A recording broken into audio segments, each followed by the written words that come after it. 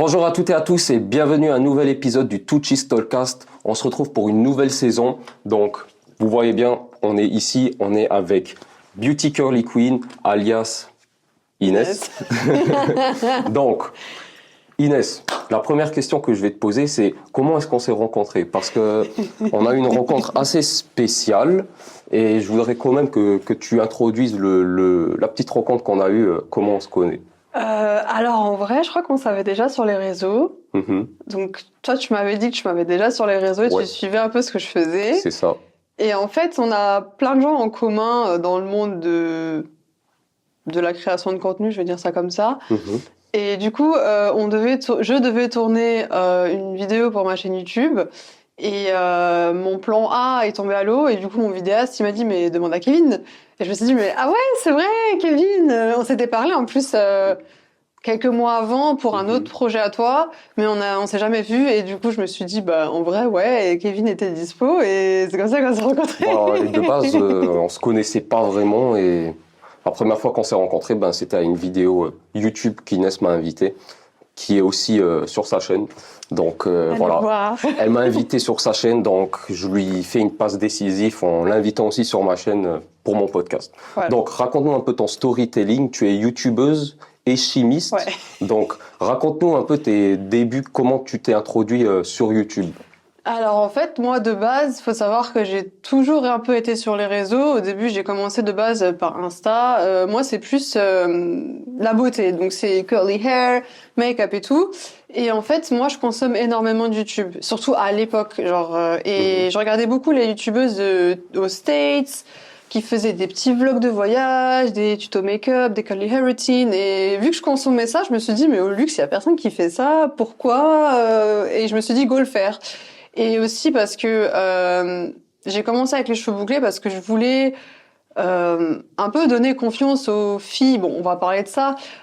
Comme moi, qui avaient les cheveux bouclés et qui savaient pas trop quoi faire. Et je voyais qu'aux States, vu que il y a plein de gens aux cheveux afro, ils parlaient beaucoup de ça. Okay. Et au Luxembourg, respectivement en Europe ou en France, parce que maintenant les curly c'est un peu tendance. Avant c'était pas ça. Il y avait personne, même en Europe générale, il y avait pas grand monde. Okay. Et du coup, j'avais envie de me lancer dans ça, donc je me suis dit pourquoi pas. Et j'allais répondre à une question que tu allais me poser, mais c'est pas vrai. Parce que Beauty Curly Queen, c'est pas pour rien. Et du coup, c'est comme ça que j'ai commencé. Donc au début Insta, puis YouTube, c'est quand j'ai osé me lancer une fois que j'étais partie de chez mes parents. Quand je suis partie à Strasbourg pour l'université. Parce que je me suis dit, j'avais pas le matos, j'avais pas la place, j'étais pas à l'aise. Donc je me suis vraiment lancée en 2017. Quand j'ai eu mon petit studio, j'ai essayé de faire une petite esthétique et tout. Et après, je me suis dit, bon, t'as un iPhone. Vas-y, vas-y, c'est très gênant la première vidéo quand t'as rien. Et voilà. Et depuis, je faisais surtout tout ce qui est vlog à Strasbourg, vie étudiante et tout. Et puis voilà, curly hair routine, make-up, et après c'est parti un peu dans tous les sens. D'accord. Voilà, on va en parler de toute façon. Ouais, on va en parler. Et du coup, tu fais ça depuis combien de temps maintenant en tant que youtubeuse? YouTubeuse 2017. 2017. J'avais une chaîne déjà avant pour commenter, liker et tout, mais 2017. D'accord. Ouais. Donc tu n'es toujours pas monétisée depuis 2017. Non, ça donc c'est on va parler de la monétisation TikTok. On va aussi discuter de la monétisation sur YouTube justement parce que c'est pas évident. C'est pas vraiment évident à atteindre la monétisation. Non, c'est donc on va parler aussi de ça. Ouais. Mais dans un second temps, pourquoi Beauty Curly Queen? Le nom, il est super long. Genre, moi, je vais être honnête avec toi, c'est chiant. Des fois, c'est chiant à prononcer tout seul. Ouais, non, je comprends. T'as pas songé à changer de nom? En fait, je me suis dit, je veux un pseudo qui me ressemble. Je voulais pas un truc bizarre avec des chiffres, des points, des trucs comme ça. Je voulais pas mettre mon nom de famille parce que, voilà, je veux quand même rester discrète un peu sur ça. Mon prénom, je me suis dit, il y a plein d'Inès, voilà. Et en fait, j'ai réfléchi à ma niche. Beauty, parce que je voulais parler de beauté. Okay. Curly, parce que j'ai les cheveux bouclés et que je voulais représenter un peu la communauté des cheveux bouclés. Et Queen, un peu pour... Là, tu vas dans la drama queen. Non, mais plus... La madame, elle est très aigrie en plus, donc... Je voulais me saucer un peu, je me suis dit, parce que Beauty... J'ai essayé de tourner Beauty, Curly... curly, beauty, curl, beauty. Je sais pas, j'ai tourné le truc, je me suis dit, on va rajouter queen. Parce que aussi souvent au lycée j'étais un peu pas connue mais genre c'était moi c'est Inès elle a des boucles tu vois genre c'était vraiment mon comment on dit ça pas statement mon identité. Ouais, ton statut. Quoi. Mon statut voilà les gens ils me connaissent Inès avec les boucles. Ok, d'accord. Et du coup je me suis dit bah Queen la reine des boucles parce que moi c'est les boucles si j'ai pas de boucles c'est pas moi. Et voilà. Donc c'est long, mais... Donc parle-nous un peu de ta première vidéo que tu as fait sur YouTube. Est-ce que c'était gênant? Est-ce que tu as eu des retours négatifs, positifs pour ta première vidéo? Ma première vidéo, c'était très gênant parce que bon, comme j'ai dit, j'avais zéro matos, j'avais un iPhone 6S, je crois, ou peut-être 10 déjà, 6S, 10, un truc comme ça. Et sans réfléchir, à Strasbourg, j'avais un petit studio de 18 mètres carrés. J'ai mis ma caméra sur mon bureau, le lit derrière, et je me suis lancée, je me suis présentée. Donc c'était un peu gênant, mais sachant que j'avais déjà Instagram et une petite commune, je crois que j'avais peut-être 2000 abonnés. Donc pas mal. 1000. Donc j'ai un peu profité de ça. Et je t'avoue que je sais même plus ce que j'ai raconté, mais plus en mode je voulais me présenter et raconter un peu aux gens ce qui va se passer sur cette chaîne. Tu sais, un peu un truc comme une introduction, quoi. Parce que en vrai, la première vidéo, c'est compliqué. Tu te dis putain, je vais poster quoi? Surtout que toi, en plus, t'es vraiment niché du coup à cause du nom aussi, Beauty Curly Queen. Du coup, toi, t'as pas trop le choix en fait. T'es vraiment dans une niche. Est-ce que ça te bloque pas justement dans tes vidéos? Ah non, parce qu'au final, quand tu regardes maintenant, je fais plein de trucs. Avant, je faisais vraiment que des tutos cheveux et tutos make-up. Je faisais que ça. Et maintenant, sur YouTube, j'ai fait des vlogs, j'ai parlé de santé mentale, j'ai même des vidéos sur mes séries Netflix préférées, enfin des trucs que tout le monde peut faire, tu vois. D'accord. Et parce qu'en fait, le truc, c'est que en tant que youtubeur, on s'en peut en parler aussi, au bout d'un moment, t'as tout fait. Genre moi, vu que je suis make-up, ok, t'as les tendances, ok, maintenant ce produit est tendance, je fais une vidéo, c'est une chose, mais après, t'as tout fait. Genre, je sais pas, je prends un exemple, genre, ma routine cheveux bouclés, ma routine du soir, ma routine du matin. Des trucs de meuf, quoi. Et en fait, au bout d'un moment, t'as fait toutes les routines, t'as fait tous les tutos, donc tu vas faire quoi? Donc, au bout d'un moment, t'es obligé de changer des trucs. Donc, j'ai fait des trucs où je goûtais des bonbons américains, série Netflix, parler du sommeil, santé mentale, story time. Et comment t'as évolué depuis 2017 Comment à j'ai 2025? évolué? Alors, j'ai envie de te dire, niveau matos, enfin, ça dépend, il y a plusieurs niveaux. J'ai envie de te dire matos énormément, parce que maintenant j'ai une caméra. Maintenant j'ai tout. Et niveau montage, j'ai envie de te dire aussi, parce que je tiens à préciser que je fais tout moi-même. Ok. Bon, maintenant, c'est beaucoup de travail. Maintenant, on se fait aider par notre monteur en commun. Bonjour David. Mais à l'époque, je faisais tout moi-même. Et c'est comme ça aussi, j'ai appris tout moi-même. Je coupe mes vidéos, donc je les enregistre, je les coupe. Je fais le thumbnail, donc l'image, la vignette. C'est moi qui fais maintenant les reels. Bon, avant, ça n'existait pas. Et j'ai appris ça sur le tas. Ah ouais, ça n'existait même pas avant. J'avais pas de reels avant. Ça date. J'ai appris ça sur le tas, et pareil, en regardant des tutos, en regardant d'autres youtubeurs, comment ils font. En tant que youtubeur, on s'inspire un peu des autres, tu vois. Quand tu sais vraiment pas quoi faire, bah tu regardes un peu comment les gens ils font. D'accord. Et après tu vois, ok, ça c'est bien, ça c'est pas bien. Et du coup, eux ils ont fait telle erreur, donc toi tu vas pas les refaire et tout, blablabla. Du coup voilà, donc je dirais que j'ai quand même évolué par rapport à ça. Aussi, je suis beaucoup plus open-minded parce que j'ai toujours dit, je veux personne sur ma chaîne. Ah ben. J'ai toujours eu cette peur de me dire, imagine, je fais un truc avec quelqu'un, après ça se passe mal, après on se parle plus, et après je me suis dit, je veux pas donner crédit à quelqu'un avec qui ça s'est mal passé. Ouais, mais ça c'est une barrière limitante quand même. Mais j'ai changé d'avis parce que t'es venu sur ma chaîne. Après, j'étais pas le premier sur ta chaîne. Non. Aussi par rapport à la manière de parler. Au début, tu sais, tu parles n'importe comment, tu sais pas quoi dire. YouTube aussi, à l'époque, t'étais pas censuré. Maintenant, t'es censuré sur plein de choses. Ok, on pourrait en parler de ça aussi. Ce qui a changé aussi, toi, t'es un peu concerné la musique. Avant, tu pouvais faire des playlists sur YouTube. Genre, tu pouvais comme ça dire aux gens, ouais, voilà ma playlist, on réagit ensemble à ma playlist. Maintenant, ça marche plus. Ça marche plus. Ça, à l'époque, il y avait des règles du genre, tu mets 30 secondes à un son connu, t'es pas strike. Tu sais ce que c'est, strike, oui, sur strike, YouTube. En gros, pour ceux qui savent pas, non. YouTube, en gros, si tu enfreins les règles, t'as 3 strikes. Donc, c'est un peu comme carton jaune. Ok. Tu vois, t'en as 3. Ouais. Si t'as les 3 cartons jaunes, après, t'es banni. Ok.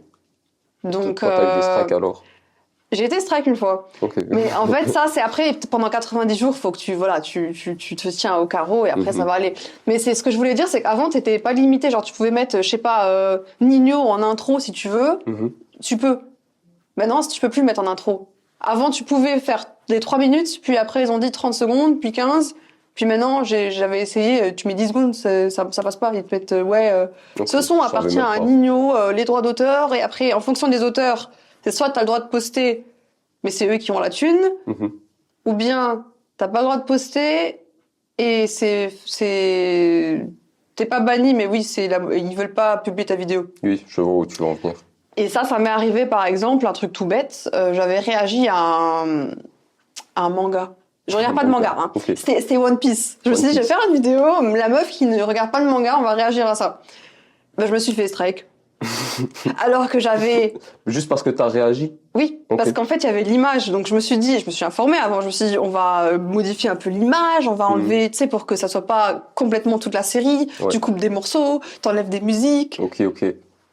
Ils t'ont strike. Je sais plus c'est quoi le nom du producteur et tout, machin, mais j'ai tout essayé, ça ne passait pas. Ok, incroyable. La vidéo, elle est restée, je crois, une semaine sur ma chaîne. En plus, j'avais beaucoup de vues. J'étais contente et après, je reçois un email de YouTube. Ouais, votre vidéo, elle a été enlevée. Donc, ça se passe comment quand tu te fais strike? Ça veut dire que tu reçois un carton jaune, un email Ça dépend du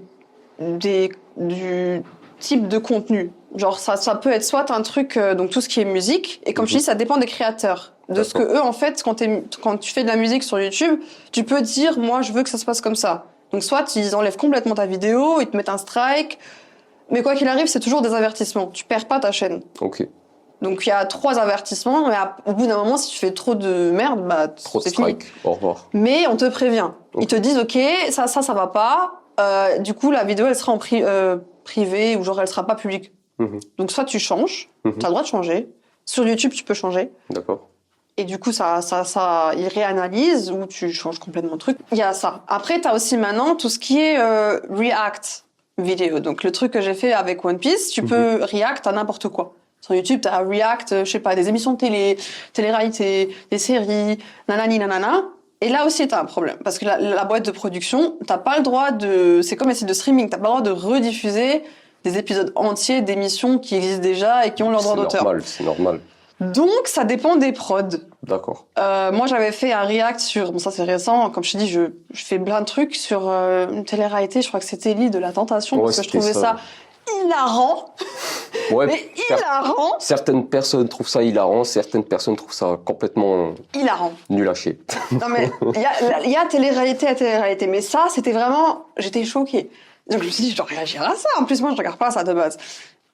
Et pareil, je m'étais fait strike enfin pas strike, mais j'ai eu une notif en mode je crois que c'est Paramount TV qui a ça. Et du coup, sur YouTube, tu reçois une notif et ils te disent Paramount TV a les droits d'auteur, mais tu peux contester. Ok. Ça aussi, c'est un truc avec YouTube, tu peux contester, mais c'est écrit, tu peux essayer, mais en fonction du truc, ça peut aller en justice. Ça peut aller loin, ouais. Donc je me suis dit. Ça vaut pas le coup. Et du coup, moi j'ai carrément répondu, parce que tu peux cocher des trucs, j'ai dit, moi j'ai juste réagi à la vidéo, j'ai pas dit que c'est à moi, j'ai pas dit que j'ai les droits d'auteur, je réagis juste. Et en plus, j'ai pas mis l'épisode entier, il y a une façon de monter ça en fait, tu coupes, tu sais, à la télé, t'as souvent des musiques en fond et tout connues, tu coupes ça, tu réagis que quand quelqu'un parle, parce qu'en vrai, quand quelqu'un parle, c'est pas un droit d'auteur, oui et non, tu vois. C'est des petites techniques comme ça. C'est de la réaction après aussi. Voilà, c'est le but d'une React vidéo. Donc tu peux dire que tu réagis et tu veux pas rediffuser le contenu, tu veux pas republier le contenu et que c'est pas à toi. Et parfois ça passe. Donc là c'est passé. Ouais. Mais ça dépend des émissions et du coup j'ai eu la flemme. Je me suis dit, si je dois faire ça avec chaque React, parce que j'avais investi dans un setup, micro, casque, tout machin. Je me suis dit c'est trop cool, je veux faire ça parce que en gros tu sais, c'est un peu comme Twitch. J'avais le truc où j'avais enregistré l'écran de mon ordi avec tout un fond et tout, avec le truc de l'émission et tout. C'était facile à filmer. Et non, donc ouais. D'accord. Pour faire ça, en fait, faut vraiment avoir le temps et aussi se renseigner. Ok, ça je peux react, ça je peux pas. Mais c'est chacun individuel, hein, parce que j'ai vu des youtubeurs le faire. Ça dépend des personnes aussi. J'ai vu des youtubeurs aussi One Piece. J'ai vu plein de gens réagir à One Piece. Je me suis dit, mais pourquoi eux, ils ont pas été bannis et moi, on m'a dit, on m'a enlevé ma vidéo. Oui. Tout à l'heure, tu as parlé de communauté. Ouais. Tu avais une communauté de 1000 abonnés, tu as dit, sur Insta. Ouais, on va dire que j'avais une bonne base. Je sais plus si c'était 1000 ou 2000, mais environ, j'avais quand même 1000. Ouais. Comment ça a évolué, du coup, la communauté? Est-ce que tu as une communauté forte? Est-ce que tu as une communauté qui réagit pas trop à ce que tu fais? Ou comment toi, tu alors, si on parle juste de Instagram, ça dépend. Mais ça, c'est encore un autre sujet à soi, la communauté. Ouais, c'est un autre sujet encore. Ça va encore on peut aller plus très loin. loin, mais en gros, si je peux résumer le tout, c'est que ça, on en avait déjà parlé, j'ai remarqué que chaque application a sa communauté. Moi, je pensais que les 1000 abonnés d'Insta, ils vont tous venir sur YouTube, et je me suis dit, la monétisation, ça sera facile. Non. Parce que les gens sur Insta, il n'y a pas tout le monde qui a YouTube, il n'y a pas tout le monde qui veut regarder YouTube, et vice-versa. Les gens sur YouTube n'ont pas Instagram. Et après, on peut parler de TikTok, machin, c'est pareil. Donc, on va dire, si, j'ai quand même beaucoup évolué par rapport à ça. Après, soutien, je comprends du Luxembourg. Ouais, c'est toujours compliqué, le soutien. Mais on va dire, si, quand même, je vais pas être hypocrite. Depuis 2017, j'ai plus les mêmes stats. Non. Après, normal. ça peut Heureusement toujours, que t'as pas les mêmes stats. Sinon... Mais ouais. Et sur YouTube, t'as combien d'abonnés? YouTube, la grosse question. De 2017 à 2025, t'es passé à combien d'abonnés? J'ai été très lente. YouTube, je vous raconte. Donc là, maintenant, je crois que je suis au-dessus de 5000, mais j'ai pas encore les 10 000, mais objectif 10 000 cette année. Le problème de YouTube, et c'est logique et c'est normal, déjà, c'est plus comme avant, et il y a trop de gens. Ouais, c'est normal. Après, c'est chacun à voir. D'autres vont te dire, laisse tomber, il y a trop de gens. Moi, je pars du principe, on est tous différents. Genre, toi et moi, on a une chaîne. Mais on peut faire la même chose, par exemple, mais ça sera pas le même rendu. Parce qu'on est tous différents, on a tous une autre personnalité, on a tous une autre approche de traiter ces sujets. Bien sûr. Donc, je pars du principe qu'il y a jamais trop de gens. Parce que moi, par exemple... Il y a jamais trop de gens.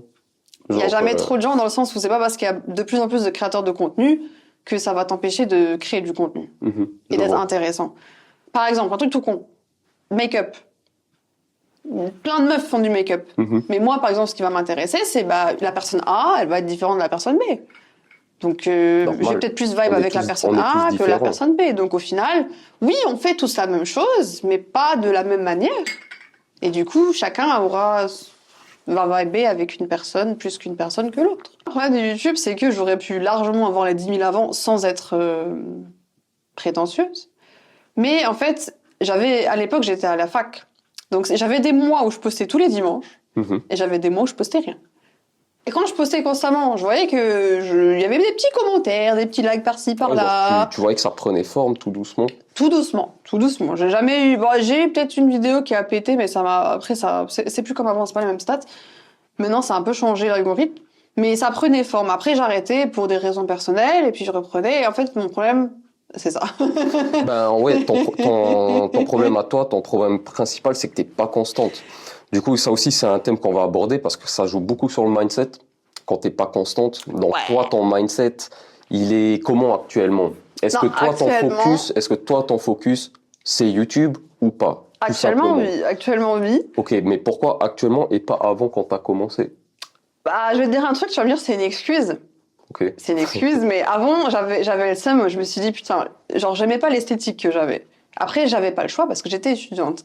Donc, je me suis dit, je fais avec ce que j'ai, mais j'avais le seum parce que c'est pas ce que je voulais. Donc, je pense que ça m'a un peu, limité, mais voilà. Mais après, en fait, quand t'es dedans, t'es dedans. Donc, j'avais vraiment mes moods. En plus, vu que je fais mon propre montage, où j'adore ça, où je suis dedans, quand je commence, je termine, je dis, en vrai, je peux enchaîner une deuxième, une troisième. Après, tu t'apprends un peu, tu t'organises. J'avais carrément des jours, bon, les créateurs de contenu vont se reconnaître, c'est Content Day. Une journée, allez, je filme 4 vidéos d'affilée. D'accord. Et après, je vais pas monter tout d'un coup, mais tu vois, comme ça, quand j'ai le temps, je le fais. Et ça, je le faisais par période. Et après, à la fac, malheureusement, examen, machin, t'arrêtes, c'est compréhensible. Voilà. Ou parfois, même les idées, quand t'as tout fait, comme je t'ai dit, tu te dis, putain, je vais faire quoi? T'es en manque d'idées, du coup. J'ai été, on va dire. Maintenant, c'est un autre truc, parce que maintenant, je suis plus étudiante, je travaille, j'ai le matos.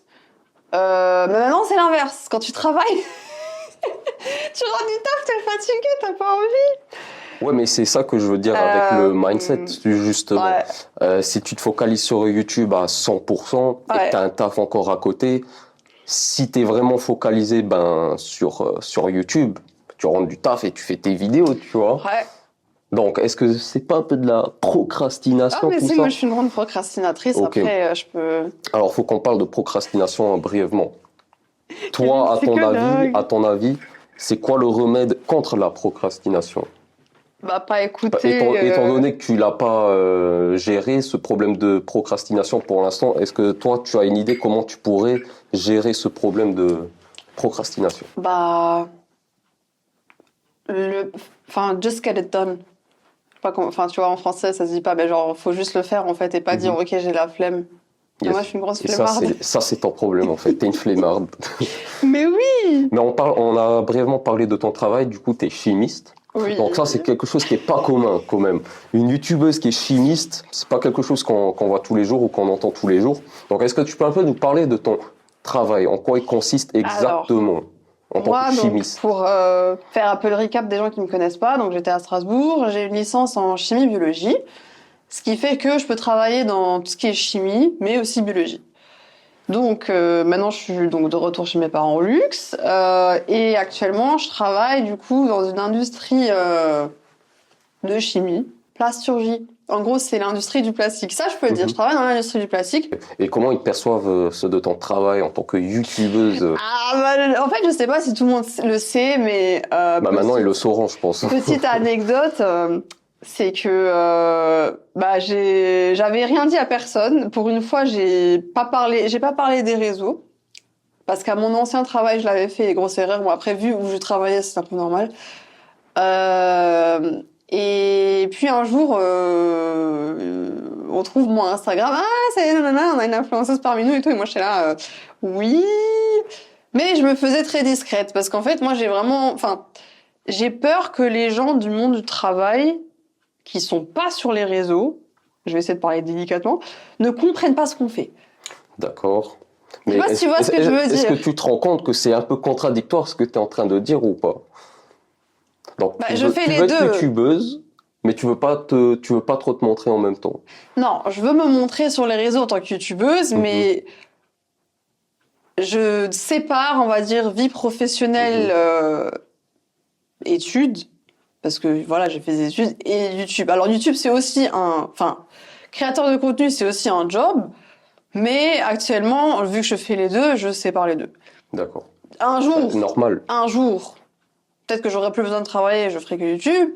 Mais on sait tous que voilà, pour être stable financièrement, après chacun fait comme il veut. Mais moi, j'avais besoin de cette stabilité. Je voulais travailler. Yes. Donc je travaille et à côté, je fais YouTube. Mais du coup, voilà, ils l'ont découvert. Après, je sais pas s'ils ont vu ma chaîne, mais mon Insta est sorti.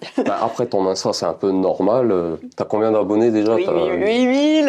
8000 abonnés. Bon, c'est pas comme si t'en aurais 20 000, mais 8000, c'est déjà un beau chiffre. Donc, je pense qu'ils peuvent un peu s'imaginer que t'es aussi créatrice de contenu en voyant. Mais en tout cas, c'est pas ce que je voulais dire, c'est pas un truc que je vais crier à voix haute parce que ouais, je suis au travail, je suis focus travail, je parle travail, j'ai pas parlé. Alors oui, je fais ça et ça. Tu vois, c'est plus dans ce sens-là. Je comprends. Où j'aime séparer parce que je suis dans la sphère professionnelle et voilà. Je comprends. Genre Mais est-ce que toi, tu as peur du regard des autres justement au travail par rapport à ce que tu fais sur YouTube?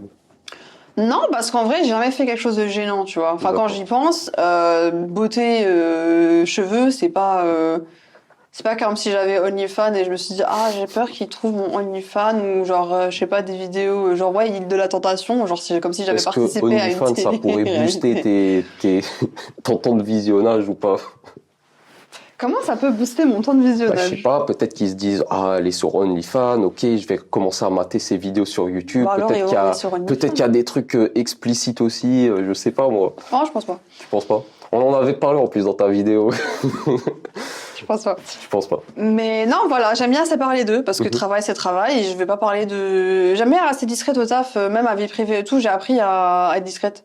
Enfin, discrète dans le sens où pas visuellement, mais juste, ça regarde personne ce que je fais dans ma vie privée. Alors ok, ils savent que je suis sur les réseaux, mais voilà, c'est... À partir du moment où tu es sur YouTube, je pense que ta vie privée, elle est un peu aussi dévoilée. Oui et entre non, autres. parce que ça dépend, ce que j'ai toujours dit, c'est moi qui choisis ce que je veux poster. Et Ouais. en soi, si je suis dans l'univers de la beauté, c'est pas de la vie privée. Oui, Je non, fais des après, tutos beauté, make-up, c'est tout ce qui est apparence. tu postes ce que tu veux, en gros, mais ce que je veux te Pas. dire, c'est en postant des vidéos sur toi, bah, ils voient aussi un peu ce que tu fais pendant ta vie privée, tu vois où je veux en venir. Oui. Mais c'est pour ça que je fais attention. Il y a des trucs, voilà, quand je sais que ça regarde vraiment que mes amis, bah ça, je vais pas le mettre sur les réseaux, tu vois. Ouais. C'est dans ce sens-là. D'accord. Bon,